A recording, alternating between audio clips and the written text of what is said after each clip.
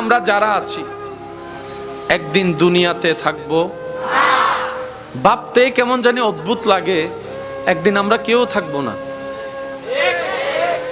এমন অনেক মানুষ আজকে কবরে শুয়ে আছে যারা জীবনে নিঃশ্বাস নেওয়া অবস্থায় মরণের কথা হয়তো মনেই রাখে নাই। আজকে মরণ তাদেরকে এমন ভাবে আলিঙ্গন করেছে, টেনে হিস্ট্রে মাটির নিচে নিয়ে গিয়েছে।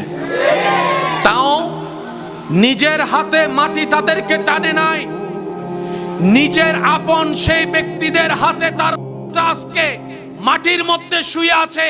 যে আত্মীয় আপনদের জন্য একটা সময় সে দিন রাত দেখে নাই, পরিশ্রমের উপর পরিশ্রম করেছে, ত্যাগের উপর ত্যাগ দিয়েছে, ডান হাত তুলে দেখাই বলেন ঠিক কিনা।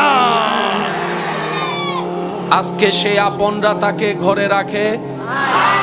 আপনি আসরের সময় মৃত্যুবরণ করেন, এশার হতে না হতে আপনার জানাজা।